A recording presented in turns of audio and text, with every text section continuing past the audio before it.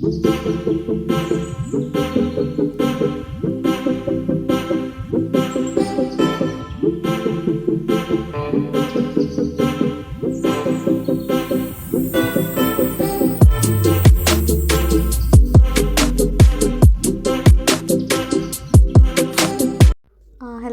ಎಲ್ಲರೂ ಹೇಗಿದ್ದೀರಾ, ಆರಾಮಾಗಿದ್ದೀರಾ? Welcome back. ಇವತ್ತು ನಾನು ಬ್ಲೌಸ್ಡ್ ಸ್ಟಿಚಿಂಗ್ ತೋರಿಸ್ತಾ ಇದ್ದೀನಿ. ಸೊ ಆಲ್ರೆಡಿ ತಮ್ಮನೇಲಿ ಕೂಡ ನೋಡಿರ್ತೀರ ನೀವು ಯಾವ ಬೇಸ್ ಮೇಲೆ ಅದನ್ನು ಮಾಡ್ತಾ ಇರೋದು ಅಂತ. ಹೌದು, ನೋಡಿ ಮುಂದೆ ಏನಂತ ಹೇಳ್ತೀನಿ.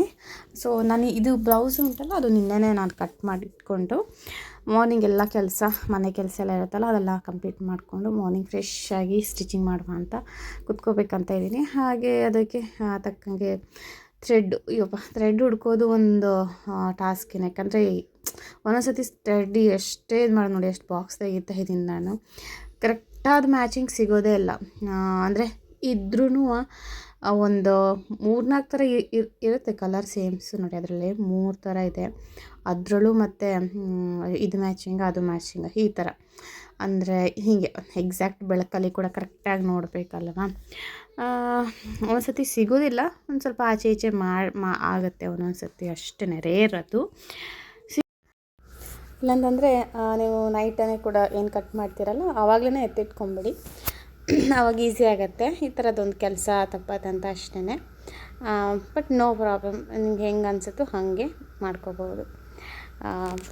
ಅಂದರೆ ಬಾಕ್ಸಸ್ ಎಲ್ಲ ಹತ್ತಿರ ಇತ್ತು ಅಂದರೆ ಕಲರ್ ಸಿಕ್ಬಿಡುತ್ತೆ. ಒಂದು 2-3 ಥರ ಬಾಕ್ಸಸ್ ಇಟ್ಕೊಂಡಿದ್ದೀರ ಅಂದರೆ, 3 ಅಂತಲ್ಲ 4-5 ಇಟ್ಕೊಂಡ್ರೆ ಓಕೆ. ಇಲ್ಲಿ ನೋಡ್ತಿದ್ದೀರಲ್ಲ, ಒಂದು ವರ್ಕ್ ಬ್ಲೌಸ್ ಆರ್ಡ್ರ್ ಇತ್ತು, ಚೆನ್ನಾಗಿ ಬಂದಿದೆ ನೋಡಿ. ಬ್ರೈಡಲ್ದು ತುಂಬ ಹೆವಿ ವರ್ಕೇನೆ, ಫಿನಿಶಿಂಗ್ ಎಲ್ಲ ತುಂಬ ಚೆನ್ನಾಗಿ ಬಂದಿತ್ತು. ಡಿಸೈನ್ ಸೆಲೆಕ್ಷನ್ ಕೂಡ ತುಂಬ ಚೆನ್ನಾಗಿತ್ತು. ಈ ಒಂದು ಸಾರಿಗೆ ತುಂಬ ಚೆನ್ನಾಗಿ ಕಾಣಿಸ್ತಿತ್ತು ಕೂಡ. ಹಾಗೆ ಇನ್ನೊಂದು ಕೂಡ ಪ್ರೊಸೆಸ್ಸಲ್ಲಿದೆ, ಹಾಕ್ತಾಯಿದ್ದೀನಿ. ಅದಾದಮೇಲೆ ಇವಾಗ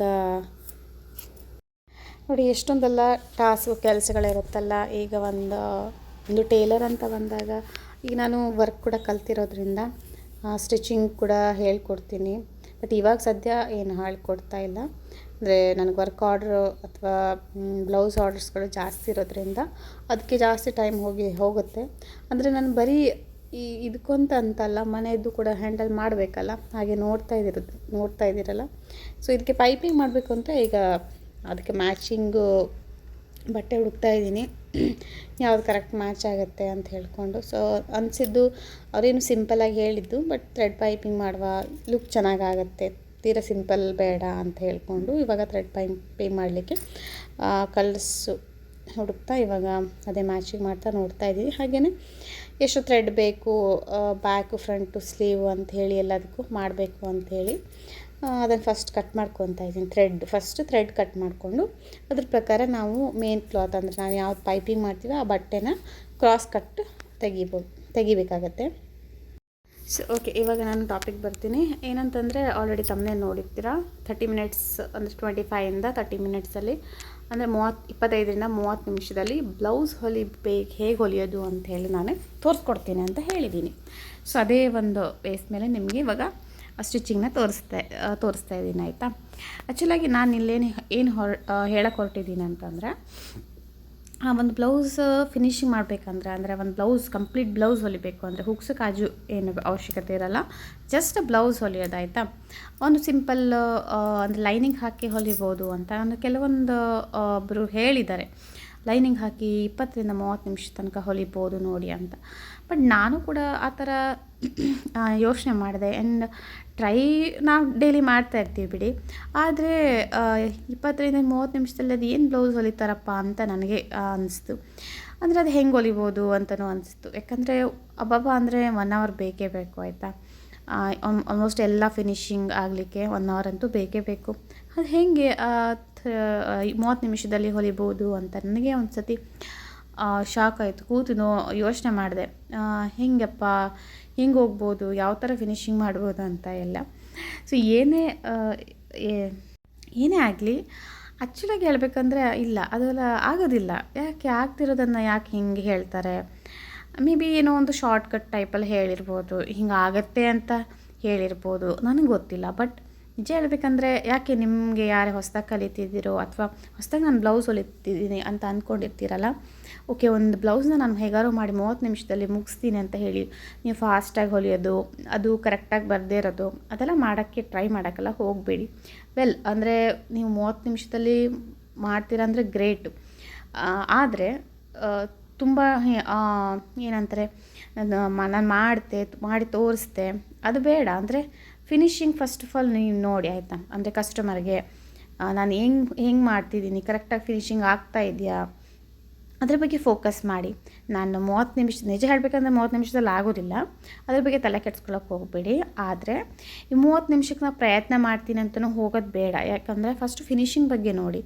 ನೀವೇನು ಫಸ್ಟು ಹೊಲಿತೀರಲ್ಲ, ಫಾಸ್ಟು ಹೊಲಿತಾ ಹೋಗ್ತೀರಾ, ಅದೇ ನೀವು ಫಿನಿಶಿಂಗ್ ನೋಡೋಕ್ಕೆ ಹೋಗಲ್ಲ, ಓಕೆನಾ.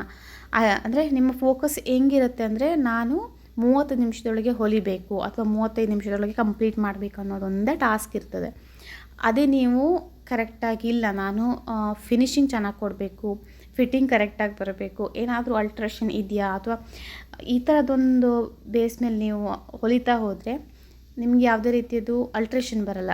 ಅಲ್ಟ್ರೇಷನ್ ಅಂದರೆ ಏನು ಹೇಳಿ, ಸಣ್ಣ ಪುಟ್ಟ ಫಿಟ್ಟಿಂಗ್ಸು ಅದೆಲ್ಲ ಕಾಮನ್ ಆಗಿ ಬರುವಂಥದ್ದು ಆಯಿತಾ. ಅಂದರೆ ಚೆಸ್ಟ್ ಆಗಿರಲಿ ಅಥವಾ ವೇಸ್ಟ್ ಆಗಿರಲಿ, ಸ್ಲೀವ್ ಆಗಿರಲಿ, ಕೆಲವೊಂದು ಬಟ್ಟೆ ಮೇಲೆ ಡಿಪೆಂಡ್ ಆಗ್ತದೆ. ಕೆಲವೊಂದು ಬಟ್ಟೆ ಟೈಟ್ ಅನಿಸುತ್ತೆ ಆಯಿತಾ, ಮೆಷರ್ಮೆಂಟ್ ಕರೆಕ್ಟ್ ಇರುತ್ತೆ, ಹಾಗೆಲ್ಲ ಆಗುತ್ತೆ. ಅದು ಕಾಮನ್ ಮಿಸ್ಟೇಕ್ಸು. ಅದೇ ನೀವು ಮೇಜರ್ ಮಿಸ್ಟೇಕ್ಸು, ಆರ್ಮ್ ಹೋಲ್ ಟೈಟಾಗಿ ಚೆಸ್ಟ್ ಲೂಸ್ ಆಗೋದು ಅಥವಾ ಚೆಸ್ಟ್ ತುಂಬ ಟೈಟ್ ಆಗಿದೆ, ಆರ್ಮ್ ಹೋಲ್ ಆವಾಗ ಲೂಸ್ ಆಗೋದು, ಇವೆಲ್ಲ ಮೇಜರ್ ಮಿಸ್ಟೇಕ್ಸ್ ಅಂತ ಹೇಳ್ತೀವಿ. ಸೊ ಅದನ್ನೆಲ್ಲ ನೀವು ಸ್ಲೀವ್ ಅಟ್ಯಾಚ್ ಮಾಡೋಕ್ಕಿಂತ ಮುಂಚೆನೇ ಅದನ್ನು ಚೆಕ್ ಮಾಡ್ಕೋಬೇಕು ಆಯಿತಾ. ಹಾಗೆ ಈ ಥರ ಎಲ್ಲ ಇರುವಾಗ ನೀವು ಹೆಂಗೆಂಗೋ ಫಾಸ್ಟಾಗಿ ಹೊಲಿಯೋಕ್ಕೆ ಹೋಗಿ ಇನ್ನೊಂದು ಪ್ರಾಬ್ಲಮ್ನ ಕ್ರಿಯೇಟ್ ಮಾಡ್ಕೊಳ್ಳೋದು ಒಳ್ಳೆಯದಲ್ಲಲ್ವಾ. ಅಂದರೆ ನಾನು ಯಾಕೆ ಈ ಒಂದು ವಿಚಾರ ನಿಮಗೆ ಕ್ಲಿಯರಾಗಿ ಕ್ಲಾರಿಫೈ ಮಾಡ್ತಿದ್ದೆ ಅಂತಂದರೆ, ಪಾಪ ಕೆಲವರು ಸ್ಟಾರ್ಟಿಂಗ್ ಅಂತ ಏನು ಬ್ಲೌಸ್ ಹೊಲಿಬೇಕು, ನಾನು ದಿನಕ್ಕೆ ಇಷ್ಟು ಹೊಲಿತೀನಿ, ಇಷ್ಟು ಅರ್ನ್ ಮಾಡ್ತೀನಿ, ಹಾಗೆ ಹೀಗೆ ಅಂತ ಅಂದ್ಕೊಂಡು ಪಾಪ ಇದು ಕೈ ಹಾಕ್ತಾರೆ. ಸೊ ಅವರಿಗೆ ಡಿಸಪಾಯಿಂಟ್ ಆಗಬಾರ್ದು ಅಂಥೇಳಿ, ಬೇಜಾರಾಗಬಾರ್ದು ಅಂಥೇಳಿ ಅಷ್ಟೇ ಹೇಳೋಕ್ಕೆ ಇಷ್ಟಪಡ್ತೀನಿ. ನೀವು ಈ ಕೆಲಸ ಒಳ್ಳೆಯದೇ, ಇದರಲ್ಲಿ ಒಳ್ಳೆ ಲಾಭವೇ ಇದೆ, ಅದು ನನಗೆ ಗೊತ್ತಿರುವಂಥದ್ದೇ. ಈಗ ನೋಡಿ, ನಾನಿವಾಗ ನಿಮ್ಗೆ ಅನಿಸ್ಬೋದು ಇದೇನು ಆವಾಗ ಹೊಲಿತಿದ್ದು ಇವಾಗ ಹೊಲಿತಿದ್ದು, ಅದು ನಾನಿದು ನೆಕ್ಸ್ಟ್ ಡೇ ಹೊಲಿತಾ ಇದ್ದೀನಿ. ನೆಕ್ಸ್ಟ್ ಡೇ ಅಂತಂದರೆ ನಾನು ಅಷ್ಟಕ್ಕೆ ಬಿಟ್ಟು ನನಗೆ ಸ್ವಲ್ಪ ವರ್ಕ್ ಅರ್ಜೆಂಟಾಗಿ ಮುಗಿಸ್ಕೋಬೇಕಿತ್ತು. ಸೊ ಅದನ್ನು ಕೂಡ ಮುಗಿಸ್ಕೊಂಡು ಅದನ್ನು ಅಲ್ಲಿಗೆ ಬಿಟ್ಟು, ಹಾಗೆ ಇದು ಸ್ವಲ್ಪ ಲೇಟಾಗಿತ್ತು ಕೊಡೋದು, ಹಾಗಾಗಿ ಅದನ್ನು ಬಿಟ್ಟು ಇವಾಗ ವರ್ಕಿನ ಬಗ್ಗೆ ಯೋಚನೆ ಮಾಡ್ಕೊಂಡು ಕೂತಿದ್ದೆ. ಆಮೇಲೆ ಹೊಲಿಯೋದೊಂದು ಇತ್ತಲ್ಲ, ಅದನ್ನು ಕೂಡ ಕಂಪ್ಲೀಟ್ ಮಾಡ್ಕೊಂಡು ಬಂದೆ. ಹಾಗಾಗಿ ನಿಮಗೆ ಈಗ 2 ದಿನದ ಒಂದು ಕ್ಲಿಪ್ಸ್ ಇಲ್ಲೇ ಸಿಗುತ್ತೆ. ಏನಂತಂದರೆ ಇನ್ನೊಂದು ಹೇಳಿದ್ನಲ್ಲ, ಸ್ಟಾರ್ಟಿಂಗ್ ಏನು ಬರ್ತಿರಲ್ಲ ನೀವು ಹಾಫ್ ಆನ್ ಅವರ್ ಹಾಗೆ ಇಟ್ಕೊಂಡು ಬರಬೇಡಿ. ನಾನು ಒಂದು ಬ್ಲೌಸ್ನ ಒಂದು ದಿನಕ್ಕೆ 2 3 ಈ ಥರ ಒಂದು ಕಾನ್ಸೆಪ್ಟ್, ಅಂದರೆ ಆ ಥರ ಯೋಚನೆ ಮಾಡ್ಕೊಂಡು ಹೊಲೀರಿ. ಅದು ಬಿಟ್ಟು ಅವರಲ್ಲಿ ಹೊಲಿತೀನಿ, ಹಾಫ್ ಆನ್ ಅವರಲ್ಲಿ ಮುಗಿಸ್ತೀನಿ ಬೇಡ. ಯಾಕಂದರೆ ಅದು ಹಿಂಗೆ ಆಚೆ ಈಚೆ ನೋಡಲಿಕ್ಕೆ ಅಥವಾ ಮಷೀನಿಂದ ಆಚೆ ಈಚೆ ಎದ್ದೇಳಲಿಕ್ಕೆ ನಿಮಗೆ 10 ನಿಮಿಷ ಅಲ್ಲೇ ವೇಸ್ಟ್ ಆಗಿಬಿಡುತ್ತೆ ಆಯಿತಾ. ಏನೋ ದಾರ ಕಟ್ಟಾಗುತ್ತೆ, ಎಷ್ಟೋ ಸರಿ ದಾರ ಕಟ್ಟಾಗುತ್ತೆ. ಈಗ ನಾನು ಹೈ ಸ್ಪೀಡ್ ಮಷೀನ್ ಇಟ್ಕೊಂಡಿದ್ದೀನಿ ಅಂದ ತಕ್ಷಣ ಇದೆಲ್ಲ ದಾರ ಕಟ್ಟಾಗಲ್ಲ ಅಂತ ಯಾವುದೇನಿಲ್ಲ, ಇಲ್ಲೂ ಕೂಡ ದಾರ ಕಟ್ಟಾಗುತ್ತೆ. ಯಾಕಂದರೆ ನಾನು ಇಲ್ಲಿ ಬೇರೆ ಬೇರೆ ಆ್ಯಂಗಲಲ್ಲಿ ಹೊಲಿತಾ ಇರ್ತೀನಿ. ಅಂದರೆ ಒಂದೇ ಅಲ್ಲಲ್ಲ, ಸೀದಾ ಹೊಲಿಯಲ್ಲ. ಈಗ ಇಂಡಸ್ಟ್ರಿಯಲ್ಲಿ ಹೆಂಗಿರುತ್ತೆ ಅಂದರೆ ಇದೇ ಮಷಿನ್ ಇರುತ್ತೆ ದೊಡ್ಡ ದೊಡ್ಡ ಇಂಡಸ್ಟ್ರಿಯಲ್ಲಿ ಎಲ್ಲ, ಅಂದರೆ ಬಟ್ಟೆ ಎಲ್ಲ ಸ್ಟಿಚ್ ಮಾಡೋದು. ಆದರೆ ಏನಂದರೆ ಅವ್ರದ್ದು ಒಂದೇ ಒಂಥರ ಇರುತ್ತೆ, ಆದರೆ ನಮ್ಮದು ಹಂಗಿರೋದಿಲ್ಲ. ಬೇರೆ ಬೇರೆ ಥರ ಈಗ ಚೇಂಜ್ ಆಗುತ್ತೆ, ಆ್ಯಂಗಲ್ಸ್ಗಳು ಚೇಂಜ್ ಆಗುತ್ತೆ. ಕೆಲವೊಂದು ಸತಿ ಏನೋ ಒಂದು ಮರ್ತಿರ್ತೀವಿ, ಮತ್ತೆ ಹೇಳ್ತೀವಿ, ಕೂರ್ತೀವಿ. ಸೊ ಇದಕ್ಕೆ ನಮ್ಮ ಹಾಫ್ ಆನ್ ಅವರೇ ಇದಕ್ಕೆ ಬೇಕಾಗತ್ತೆ. ಅಂಥದ್ರಲ್ಲಿ ಹೀಗೆ ಒಂದೇ ಸಮನೆ ಮಾಡಿ ಹೊಲಿಯೋಕ್ಕೆ ಆಗೋದಿಲ್ಲ ಆಯಿತಾ. ಸೊ ಇದನ್ನು ನಾನು ಆ್ಯಕ್ಚುಲಿ ನಿಮಗೆ ಒಂದು ಹೇಳಕ್ಕೆ ಬರ್ತೀನಿ. ಯಾಕಂದ್ರೆ ತುಂಬ ಜನ ನಾನು ನೋಡಿದ್ದೀನಿ, ಇವನ್ ಯೂಟ್ಯೂಬಲ್ಲೇ ಹೇಳ್ತಾರೆ ಹಾಫ್ ಆನ್ ಅವರ್ ಹೊಲಿದು ತೋರಿಸ್ತೀವಿ ಹಾಗೆ ಅಂತ, ಜಸ್ಟ್ ವಿಡಿಯೋ ನೋಡಲಿ ಅಂತ ಅಷ್ಟೇ. ಇವಾಗ ನಾನು ಹೇಳಿದ್ದು ತಮ್ಮನೇಲಿ ಹೊಲಿತೀನಿ ಅಂತ, ಬಟ್ ಆ್ಯಕ್ಚುಲಿ ಕಾನ್ಸೆಪ್ಟ್ ಹಂಗಲ್ಲ. ನಾನು ಇಲ್ಲ ಹೊಲಿಯೋಕ್ಕಾಗಲ್ಲ ಅಂತಲೇ ನಾನು ಈಗ ಎಕ್ಸ್ಪ್ಲೇನ್ ಮಾಡ್ತಿರೋದು. ಕಷ್ಟ ಅದು ಆಗಲ್ಲ ಅಂಥೇಳಿ. ಇನ್ನೇನಾದರೂ ಆದರೆ ಜಸ್ಟ್ ನಾನು ಸ್ಟಿಚಿಂಗ್ ಮಾಡ್ತೀನಿ, ಒಬ್ಬರು ಕಟ್ಟಿಂಗ್ ಮಾಡ್ತಾರೆ, ಒಬ್ಬರು ಐರನ್ ಮಾಡ್ತಾರೆ ಅಂದರೆ ಮೇ ಬಿ ಟ್ರೈ ಮಾಡ್ಬೋದೇನಾಯ್ತಾ. ಆದರೆ ಒಬ್ಬರೇ ಕೂತು ಎಲ್ಲನೂ ಮಾಡ್ತೀರಿ ಕಟಿಂಗು ಅದು ಇದು ಅಂತಂದರೆ ಇಲ್ಲ, ಕಷ್ಟ. ಫಿನಿಶಿಂಗ್ ಕೂಡ ಕೊಡಬೇಕಲ್ವಾ, ಫಿನಿಶಿಂಗು ಮಾಡಬೇಕು. ಸುಮ್ಮನೆ ಹೊಲಿಬೋದೇನೋ, ಲೈನಿಂಗ್ ಅಟ್ಯಾಚ್ ಮಾಡ್ಬೋದೇನೋ ಅರ್ಧ ತಾಸಲ್ಲಿ, ಲೈನಿಂಗ್ ಅಟ್ಯಾಚ್ ಮಾಡಿ ಕಟಿಂಗ್ ಮಾಡ್ಬೋದೇನೋ. ಆದರೆ ಈ ಥರ ಫಿನಿಶಿಂಗ್ ಮಾಡೋಕ್ಕೆಲ್ಲ ಆಗೋದಿಲ್ಲ, ಆಯಿತಾ. ಸೊ ಬಟ್ ದಿನಕ್ಕೆ ನೀವು ಇಷ್ಟು ಬ್ಲೌಸ್ ಅಂತ ಒಂದು ತಲೆಯಲ್ಲಿ ಇಟ್ಕೊಂಡು ಹೊಲಿಬೋದು. ಇವಾಗ ಫಾರ್ ಎಕ್ಸಾಂಪಲ್ಲು ಒಂದು 4 ಬ್ಲೌಸು ಈ ಥರ ಸಿಂಪಲ್, ಆಯಿತಾ. ಸಿಂಪಲ್ ಬ್ಲೌಸನ್ನು 4 ಹೊಲಿಬೋದೇನೋ. ಬಟ್ ಅದೇ ಹಾರ್ಡ್ ವರ್ಕ್ ಮಾಡಬೇಕು ಅಷ್ಟೇ. ಅದೂ ಅಂದರೆ ಇವಾಗ ನಾವು ಲೇಡೀಸ್ಗೆ ಏನಾಗುತ್ತೆ ಅಂದರೆ, ನಾವು ಬರೀ ಇದೊಂದೇ ಆಗಿರೋದಿಲ್ಲ, ಹೌದಾ. ಕೆಲವೊಂದು ಸತಿ ಲೈನಿಂಗ್ ತರಕ್ಕೆ ಹೋಗಬೇಕಾಗತ್ತೆ, ನಾಳೆದು ಕಟ್ಟಿಂಗ್ ಮಾಡಬೇಕಲ್ವಾ. ಸೊ ಇವತ್ತು ಆರ್ಡ್ರ್ ಬಂದಿರೋದು ಅದನ್ನು ತರಬೇಕಾಗತ್ತೆ, ಬೇರೆದೇನಾದರೂ ಇಲ್ಲ ಲೇಸ್ ಏನಾದರೂ ಬೇಕಾಗಿರುತ್ತೆ. ಈ ಥರ ನನ್ನ ಹತ್ರ ಈಗ ಲೇಸ್ ಎಲ್ಲ ಸ್ಟಾಕ್ಸ್ ಇದೆ. ಕೆಲವೊಂದು ಸತಿ ಅದು ಕಲರ್ ಮ್ಯಾಚಿಂಗ್ ಇರಲ್ಲ, ಅಥವಾ ಪೈಪಿಂಗ್ ಮಾಡಲಿಕ್ಕೆ ಥ್ರೆಡ್ ಬೇಕಾಗಿರುತ್ತೆ. ಏನಾದರೂ ಒಂದು ಹುಕ್ಸು, ಪ್ರೆಸ್ ಬಟನ್ ಎಲ್ಲ ಸೆಟ್ ತಂದು ಇಟ್ಕೊಂಡಿರ್ತೀವಿ, ಅಂದರೆ ಕಂಟಿನ್ಯೂ ಹೆವಿ ವರ್ಕ್ ಇರೋದು. ಆದ್ರೂ ಎಲ್ಲೋ ಒಂದು ಕಡೆಗೆ ಅಂಗಡಿಗೆ ಓಡೋ ಥರ ಆಗೇ ಆಗುತ್ತೆ. ಈಗ ನೋಡ್ತಿದ್ದೀರ ಎಷ್ಟೊಂದು ಫಿನಿಷಿಂಗೋಸ್ಕರ ನಾನು ಆಚೆ ನೋಡಿನೇ ಮಾಡಬೇಕು, ಹೌದಾ. ಏಕೆಂದರೆ ನೆಕ್ಸ್ಟು ಎಲ್ಲ ಫಿನಿಷಿಂಗ್ ಆದಮೇಲೆ ಇದು ಕ್ರಾಸ್ ಬಂತು, ಸರಿ ಆಗಲಿಲ್ಲ, ರೌಂಡ್ ಶೇಪ್ ಬರಲಿಲ್ಲ ಅಂತಂದರೆ ಅದೊಂಥರ ಅಲ್ವಾ. ಹಂಗಾಗಿಲ್ಲ ಅಂದರೆ ಕೆಲವರು ಹೊಲಿತಾರೆ, ನಾನು ನೋಡಿದ್ದೀನಿ, ಒಂದೊಂದೇ ಸ್ಟಿಚ್ ಹಾಕ್ತಾರೆ ಶೋಲ್ಡರ್ ಹತ್ರ, ಒಂದೊಂದೇ ಸ್ಟಿಚ್. ಅದೆಲ್ಲ ಯಾರೂ ಕೂಡ ಫೋಕಸ್ ಮಾಡೋದೇ ಇಲ್ಲ. ಕಡಿಮೆ ತೊಗೊತಾರೆ ಅನ್ನೋದು ಒಂದೇ ಯೋಚನೆ ಇರುತ್ತೆ ಹೊರತು ಅವ್ರು ಯಾವ ಥರ ಫಿನಿಷಿಂಗ್ ಕೊಟ್ಟಾರೆ, ಡಬಲ್ ಸ್ಟಿಚ್ ಹಾಕಿರ, 3 ಸ್ಟಿಚ್ ಹಾಕಿರ್ತೀವಿ, ಆಯಿತಾ. ಕೆಲವರು ಒಂದೇ ಸ್ಟಿಚ್ ಹಾಕ್ಕೊಂಡು ಅಷ್ಟೇ ಹೊಲಿದಿರ್ತಾರೆ. ಅವರೆಲ್ಲ ಒಂದು ಕಡಿಮೆ ರೇಟ್ ತೊಗೊಂಡು ಹೇಳಿರ್ತಾರೆ. ಬಟ್ ಹೆಂಗೆ ಫಿನಿಷಿಂಗ್ ಕೊಟ್ಟಿರ್ತಾರೆ, ಎಷ್ಟು ಗಟ್ಟಿ ಮಾಡಿರ್ತಾರೆ ಅನ್ನೋದು ಕೂಡ ನಿಮ್ಮ ಯಾರು ಹೊಲಿಸ್ತಿರಲ್ಲ ನೋಡಿ, ಆಯಿತಾ. ನೋಡಿಕೊಂಡು ನೀವು ಕೊಡಿ.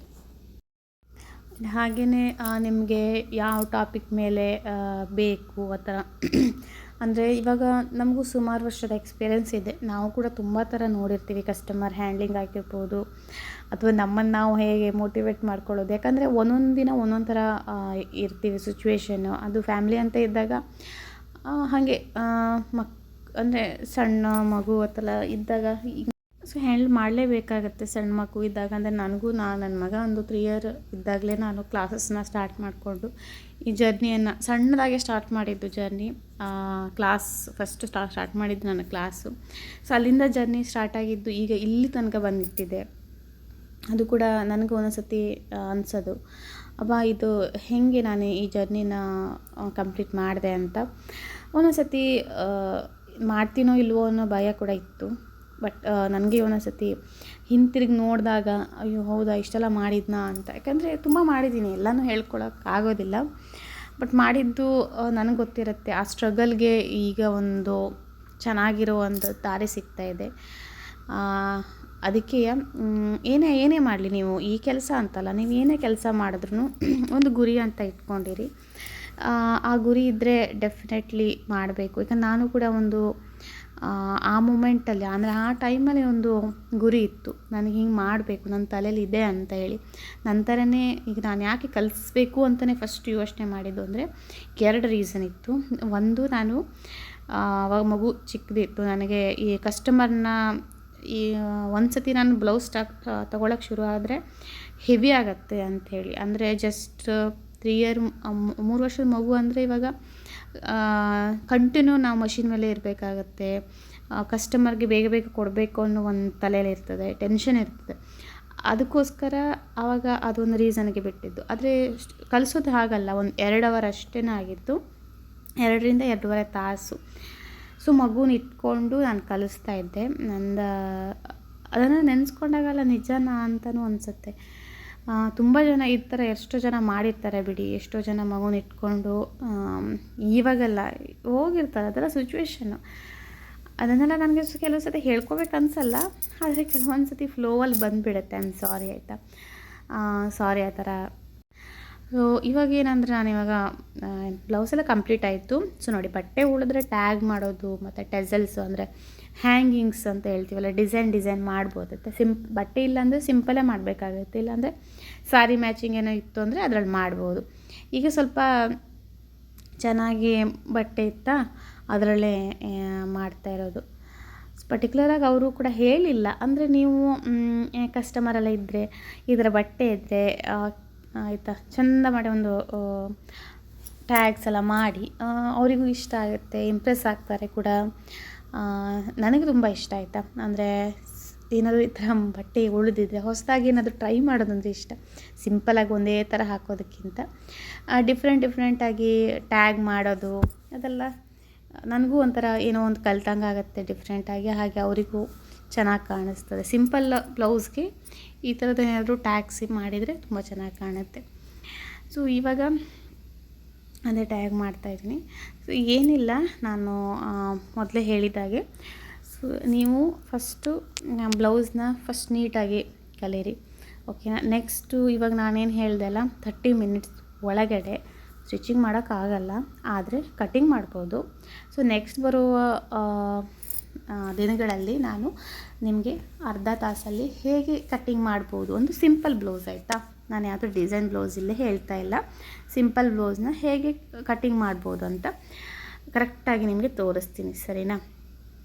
So thank you for watching. ನೋಡ್ತಾ ಇದ್ದೀರಲ್ಲ, ಇದೆಲ್ಲ ನಾನು ಮಾಡಿದ ಬ್ಲೌಸು, ಒಬ್ಬರೇ ಕಸ್ಟಮರ್ದಿದ್ದು. ಹೇಗಿದೆ ಫುಲ್ ತೋರಿಸ್ಲಿಕ್ಕೆ ಆಗಲಿಲ್ಲ, ಅಷ್ಟೇ ನಾನು ವಿಡಿಯೋ ಕ್ಲಿಪ್ಸ್ ಮಾಡ್ಕೊಂಡಿದ್ದೆ. ಥ್ಯಾಂಕ್ ಯು ಸೋ ಮಚ್ ಈ ವಿಡಿಯೋನ ವಾಚ್ ಮಾಡಿದ್ದಕ್ಕೆ. ಹಾಗೆಯೇ ದಯವಿಟ್ಟು ಲೈಕ್ ಮಾಡಿ, ಹಾಗೆ ಸಬ್ಸ್ಕ್ರೈಬ್ ಮಾಡ್ಕೊಂಡು ನೋಡಿ, ಅದರಿಂದ ನನಗೊಂದು ಒಳ್ಳೆ ಮೋಟಿವ್ ಸಿಕ್ಕಿದಂಗೆ ಆಗುತ್ತೆ. ಹಾಗೆ